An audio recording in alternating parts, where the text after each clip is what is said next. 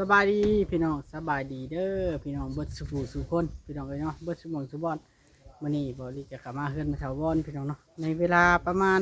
2 โมงพี่น้อง2 โมงกลางเว้นแล้วล่ะพี่น้องเนาะเอามาแต่สิโนสายฮะก็เลยเข้ามาสายมาอัปเดตพี่น้องเนาะอัปเดตงานว่าเพิ่นไปเฮ็ดไปฮอดไสแล้วใกล้สิแล้วบ่คือสิเหลือแต่เฮ็ดกี่ไฟพี่น้องเนาะเพิ่นว่าแจ้งมาว่าปูนบ่พอเพิ่นว่าปูนบ่พอ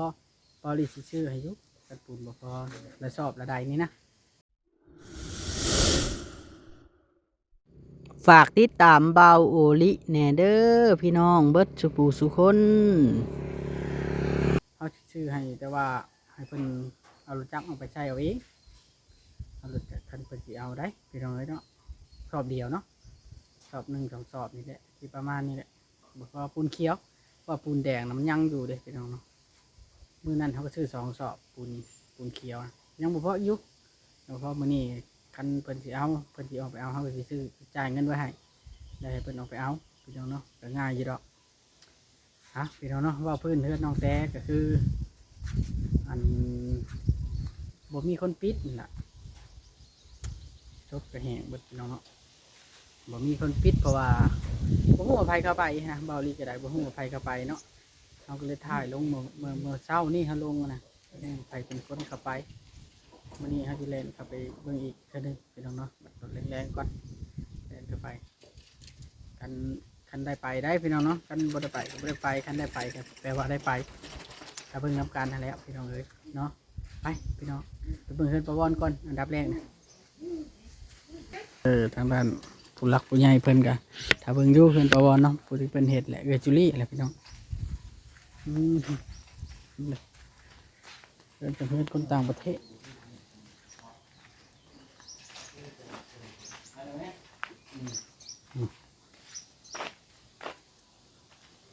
เจ้าหน่อยที่ออกไปซื้อปูนให้เพิ่นก็ให้เพิ่นแก้มามันบอกเพราะวันว่าเพิ่นสาบพ่อมันนี่พี่น้องส่วนปูนอันนี้จะไปเทกันเพื่อน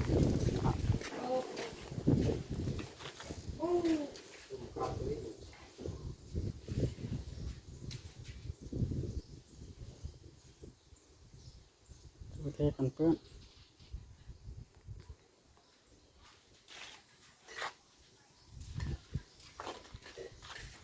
เทกันเพื่อนจะให้เป็นเทเลยออกมาจากคันใดน้อยหนึ่งแต่ทางนี้แต่ว่าทั้งนี้เอาอันนี้เป็นแบบเลยก็ได้เพื่อนนี่นะเทเลยออกมาจากคันใดน้อยหนึ่งเจ้าเทออกมาเป็นชามีบ่สิประมาณนั้นแหละก็จังเอ่ยเพิ่นว่าให้เทออกมาน้อยหนึ่งเด้อเพิ่นว่านะพุ่นเราวันที่20ไปพุ่นเราเพิ่นจะกลับมาเพิ่นว่ากลับมาแต่ไปเที่ยวเอ้าสบายดีลงสบายดีเลยนี่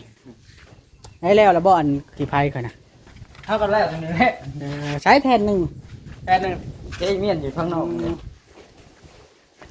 ใส่เต้าน้อยกับเต้าใหญ่ นี่ป่ะ เจ้า เราเฮ็ดตู้ลำโพง ใส่ แทนเทิงบ่นี่ ใส่เต้าเด้ แทนเทิงบ่นี่ แทนเทิงมันเลย เออ ทั้งเทิงหวนมาขี้ไฟนะใส่เต้าไฟเนี่ยมีตัวน้อยกับตัวใหญ่ โอ้วัดเบิ่งหน่อยติ ใส่เบิ่งเลยใส่ต้องชอบเบิ่งเลยว่ะ ไปเข้าไปเบิ่งก่อน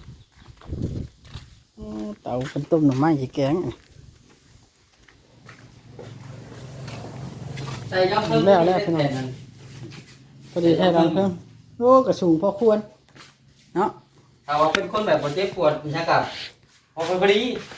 ดีกับคนไฟเหมือนยามหมองนี่เลย เพราะว่าเราก็ได้เรานั่งแล้วเราก็ยืนได้เลยตามที่ กับพอได้แล้วนึงเหมือนแบบยังก้มๆนะ เนี่ยให้เราเอาตังค์มาแล้วนั่ง เจ้า โอเคเราจะว่าที่ทราบก่อนวะนี่ สาบเนี่ยจะได้หนึ่งหรือกระติกกะโลใช่ ปูนมาพ่อบ่ไง ปูเกียวพ่อสอบหนึ่ง สอบ1 2 สอบเนาะ ประมาณนั้น อืมจะจังไรแล้วพี่น้องเนาะแต่พ่อก็ต้องไปซื้อแหละก่อน เอาเงินเบอร์โอ้แล้วจบถือก่อน เดี๋ยวเปล่าลิสซื้อดอกลาอย่าแนวพร้อมเนาะ เจ้า เดี๋ยวจะออกไป เอายาแนวจักทุ่งหนึ่ง ออกไปเลยสิซื้อยาแนวก็ปูนไว้ให้เจ้าไปเอา เจ้า ปูน2 สอบกับยาแนวถุงหนึ่งซะ เจ้า ไปจังซี่ซะเนาะไปเอาคือเก่าแล้ว เจ้า ไปได้จ้ะซื้อมากับบ่พอมันบ่พอจักเทื่อได้เฮาเฮ็ดงานไปเรื่อยๆเนาะ แม่ กะบ่ได้นะเท สิทราบก่อนบ่นี่ สาบได้ฉันได้ชั้นหนึ่งมีแต่สติ๊กเกอร์ใส่ของ จริงๆมันบ่อยากให้สาบพุ่นแหล้วติดกะโหลก อืม ทั้งสาบนี้สาบ ปูแดงอะไรนี่ลองใส่ก่อนหน่อยหนึ่งมันแห้งไว มันจะกล้ามไว้มันคือ แม่น มันคายน้ำไว้เนาะ แม่นมันท่วมจูบน้ำไวเลย อืม แห้ง คลาย ไว น้ำ มันเป็นหยัง น้ำติ๊กเกอร์ยันกะโหลบ่อยู่นะ ถือว่าสั้นนี่แล้วไว้เคี่ยขี้เถ้าไว้ใส่นั่นนี่ จ้า ใส่พื้นใส่หยังก็ได้ใส่ไว้ ซ่อมรูมีซื้อถ่านมาใส่เป็นสอบก็ได้เลย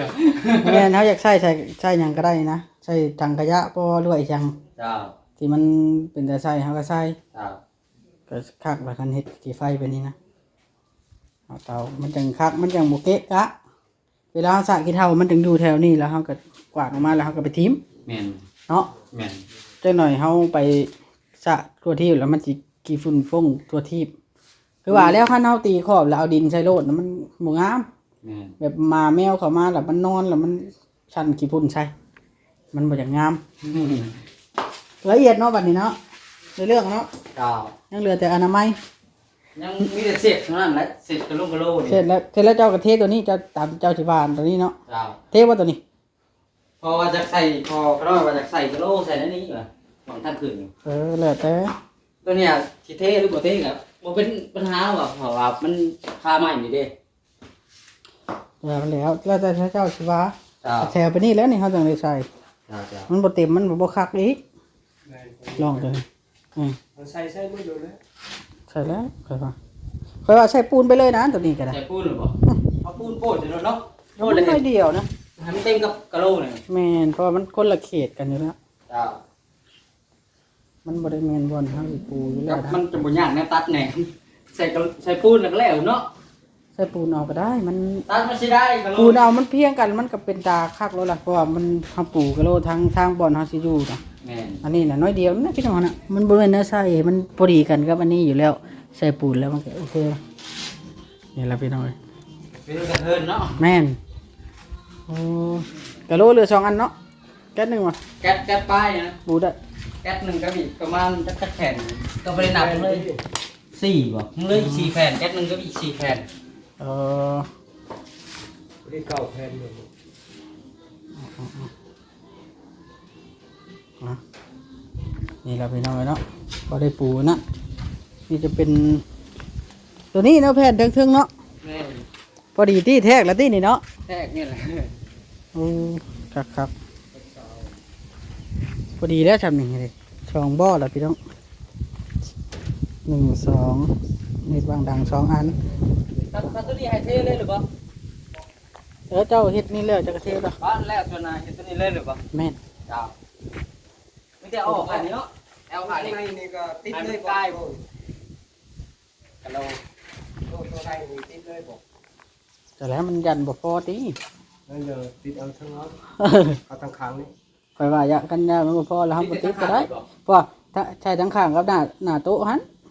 แต่มันบ่พอค่อยฮะ คนคือเฒ่าถือบ่ใส่กระยาเนาะ ถ้าแล้ว ทางในบุใส่ก็ได้ที่ทางในนี่แบบทางในช่องนี่ทางในช่องทางกลางนะกะโหลนะ ทั้งนี้ตัว แม่ บ่ใส่บ่ น ทั้งนี้ อ๋อติดแต่รอบนอกนะมันติดแต่รอบนอกใส่ เขาก็ใส่ตัวนี้บ่ใส่บ่ อ่ะ ใส่ก็ได้นะทางในเนาะ พอดีแผ่นหนึงแล้วด่าเนาะมันใช่นะเขา มีเต็มแผ่นตัดชิ้นได้ตัดอีกเป็นหนึ่ง เอออืม ติดตัวนี้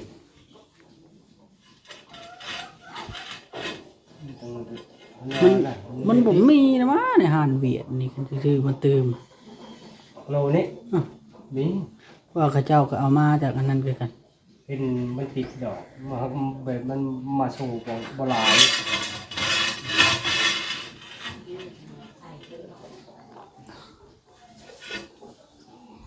ต้องใส่เป็นวางแผนกัน ใส่ตัวนี้ก็เลยนะเดียวใส่ไปดูติดดิบ เออ มันเป็นนั่นนะเป่ามันว่าที มีแต่ว่าติดเบิดรถก็ได้ ลายนี่ติดไว้รถ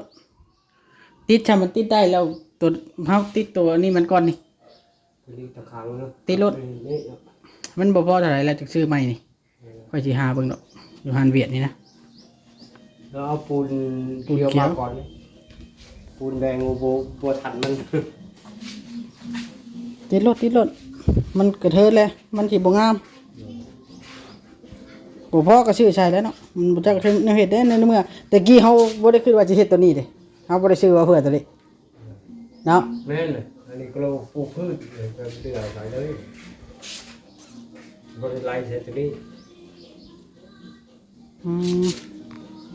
ข่อยว่าเฮาติดอันนั้นรถหน้าโต๊ะเฮาเอาสีหยังก็ได้นะคันมันมีสีหยังเฮาเอารถข่อยว่า ได้ได้ เนาะ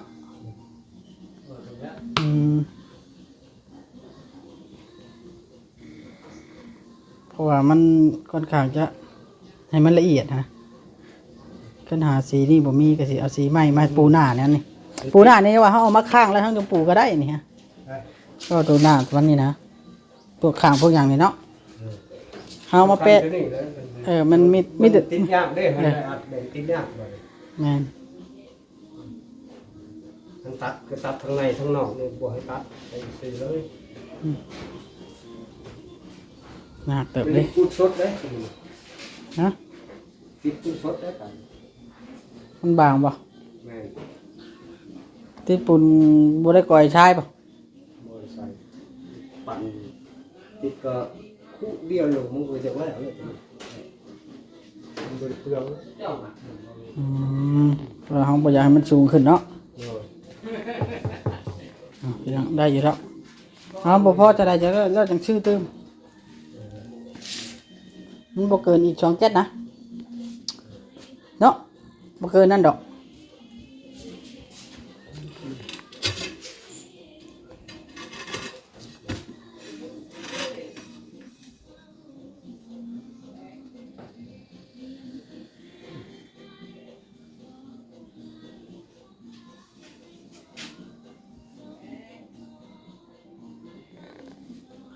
พอดีนั่นนะพอดีแผ่นหนึ่งนะได้2 อันเนาะ แผ่นหนึ่งได้2 อันเฮาอัดก็อย่ามันไปที่2นะ แม่นแล้วเอาปูให้มันสะอาดได้แล้ว เออ เพราะว่าต่อไปมันสิเช็ดบ่ได้คันเฮาบ่ปูนี่เวลามันถึกทานถึงหยังมันบ่สามารถเช็ดได้นะ บ่ได้แล้ว เฮาต้องปูอันแถวนี้เดี๋ยวจะคัดเลยบ่ เอา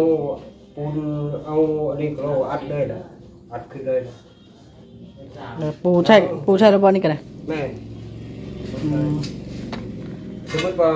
เดี๋ยวปูทางนี้มันก็เลื่อมมาเนาะเลื่อมมาที่เราไปตัดสายบาดเนี่ยนะปูมันได้สามก็ได้ก็อัดกลูอัดมันก็เป็นดูปูออกมาเป็นได้เลย พอดีกันอยู่เนาะโอเคมีแต่ว่าปูรถบ่พอก็ซื้อตื้มมันบ่พอก็บ่พอหลายแล้วมันสิขี้ลายแล้วมันทำความสะอาดยากเนาะบ่ได้เป็นน่ะเรื่องคำกันแล้วจังเฮาจังเว้ากับเพิ่นอีกเทื่อนึงมีแต่ว่าซื้อก่อนซะอีหยังก็ได้มันสิขี้ลายเด้จะมันขี้ลาย ฮะนอกนี่บ่ให้โบกเลย จ่ามันได้ทั้งนั้นน่ะ ติดเลย แม่น บ่นี่ช่วงนี้ติดเลยออกโลดติดเลย แม่น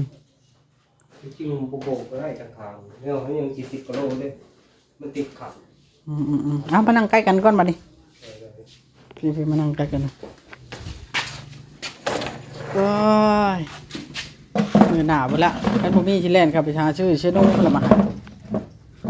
เอาสบายดีก่อนสบายดีก่อน สบายดี เห็ดมันงามรถคันนี้เห็ดน่ะยักใกล้กันนะดิยักมาใกล้กันเด้สบายดีแล้ว ใจไหมสบายดีแล้ว อันที่ดังไพ่ได้อยู่บ่ถูกใช่ไหมประวันตั้งอยู่ที่นั่งอยู่ไปว่าได้อยู่ ได้อยู่ พอดีนะอังตังดัง พอดีคันปูเฮ็ดตั้มโพดกระเทินบัดใส่คุทานแท้ยังก็บ่ได้บ่ดีหยัง โดย ข่อยว่าเอาสำนักบ่ดีแล้ว พอดี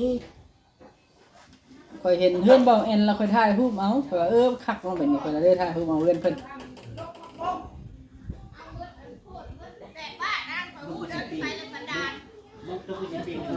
นี่หลานบ่ หลาน แม่อีดำแหละนี่ ลายลีหลานประบอล หลาน เขาถ่ายไปไหน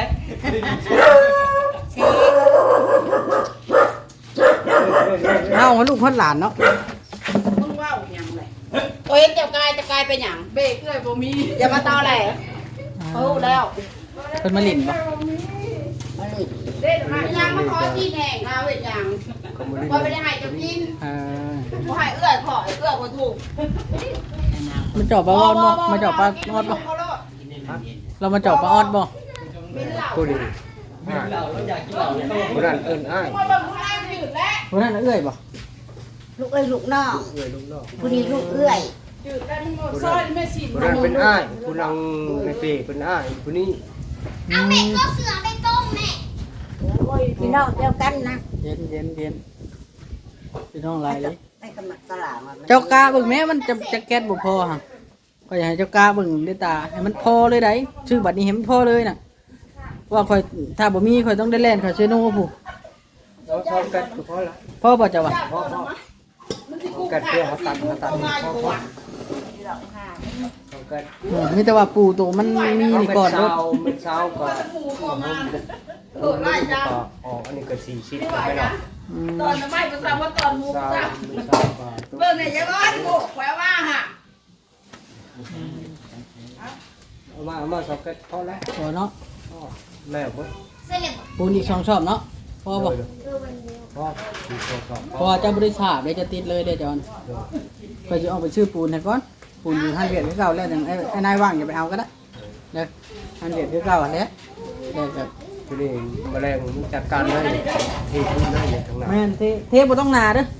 เทบางก็ได้ บ้าง ที นะ นี้บางอันบางที่รถเข้ามาต้องละมังเขาลั่นเนี่ยบ่ให้เหยียบเลยบาดเลยก็ใหญ่ขนาด รถใหญ่ แตกเลย เทบางๆก็ได้เพราะว่าคันหนาหลายมันก็เปลืองชื่อได้คนหนึงเทกันเปื้อนเนาะเทไว้ให้คนย่างซื่อว่าเนี่ยได้เฮาก็เทบ้างอยู่แล้วเด้อตัวนา เออ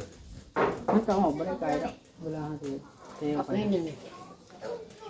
แต่ก็ได้ออกสาวเส้นเลย จากคันใดนะเอาออก สาวเส้น เช้า30 40ก็ได้เอาออกจากคันใดนะแล้วเขาจะงับเข้ามาจังน้อย เลยออก เออ เข้ามา หักเข้ามาทางนี้มันกว้างอยู่แล้วเด้อะไรเพราะว่าเพิ่นอยากให้ในคันใดนะให้มันมีบอลเหยียบแน่ฮะ 40เลย เอาเทไปก่อนรถเบิดปูนในแถกระยามันแล้วเขาแล้วจังเทต่อ เลย นะ แล้วก็หลายตึกแล้วอันนี้ก็ได้ขานี่มานี่ก็ชอบหลาย ไม่เกินสอง แล้วไม่หลูกให้กิน ก็พอ เอาทำไรเอาทำนั่นก้อนนะแต่ว่าเอ็ดให้มันเบิดเครื่องนึงก่อนเพราะว่าเพิ่นสิกลับมาแล้ววันที่20ปลายพุ่นเพิ่นว่านะเพิ่นโทรหาเฮามื้อคืนนี้มีแต่ว่าให้เฮาจัดการรถอีหยังก็ได้เพิ่นบ่มีสัญญาณเพิ่นเพื่อเพิ่นสิมีสัญญาณเทื่อนึงเพิ่นไปเที่ยว กำลังมาเมืองลาวเลยบอก เพิ่นน่าจะบ่ได้มาเพราะว่าเพิ่นไปไล่เวียกเพิ่นไปไทยไปหยัง เมื่อบ้านเพิ่นแล้ว เอ้าสำบายดีอันขอบคุณเพิ่นเด้ ขอบคุณเพิ่นเลยสบายดี ขอขอบคุณเกิดใจเด้อบวชใจบุญเจจุรีกันบวชใจบุญกัน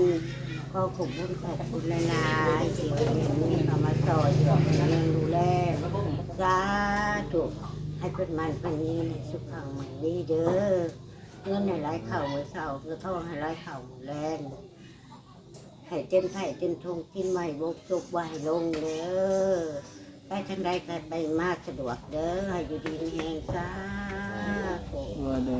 เดี๋ยวค่อยเอาไปซื้อไว้ เอาให้ กระเบื้องเดี๋ยวค่อยไปซื้อดอกกระเบื้องทั้งเบิ่งมืออื่นคันบ่มีอยู่นี่นะคันมีอยู่นี่ค่อยสิซื้อไว้อยู่นี่เลย โลบ่ อ่าคันบ่มีแล้วค่อยสิไปซื้อ เคยออกไปจะหน่อยก็แกมาเลยหันนี่นะ คันมีแล้วค่อยสิจ่ายเงินไว้เลยนะแต่ว่าคันบ่มีก็ค่อยสิไปซื้อเองแต่ว่าปูนต้องได้แน่ๆล่ะอยู่ ปูนได้แท้ เพราะว่าค่อยอยากได้มันลายเดียวกันโลดไปทำซะมันก็พื้นน่ะหาลายเดียวกันนี่แหละ จะที่ที่มาเมื่อเช้านี่ไพ่อันออกแบบสร้างโอ้ บ่บ่บ่ได้ใจบุญ หมดใจบุญว่ะโอ้ หักเลิกคนออก เอาไว้นอนเด้อเพิ่นว่าจะดังไฟใช่ได้โอ้ยมี เพิ่นว่าจะดังไฟได้งานบ่ล่ะ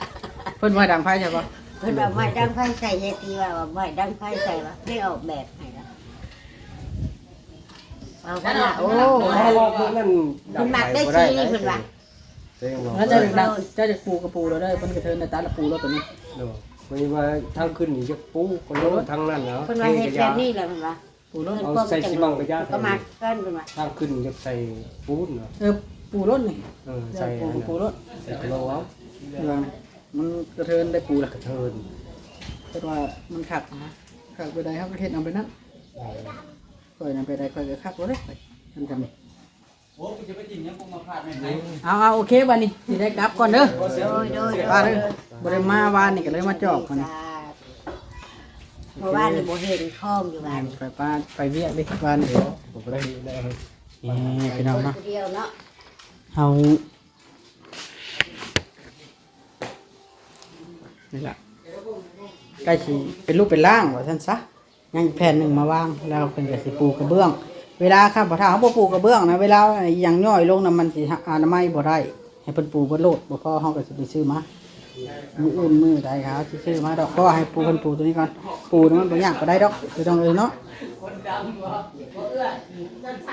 พี่น้องเนาะจังใดก็อยู่ดีมีแฮงเบาลี่สิได้ขอโตวก่อนเด้อบัดนี้ขอบบุญขอบคุณทั้งเอื้อจุลี่หลายๆที่ให้เบาลี่เป็นสะพานบุญให้เบาลี่ก็สิทำให้ดีที่สุดเนาะตามที่เฮ็ดได้เด้อจังใดก็อยู่ดีมีแฮงขอโตวก่อนสบายดี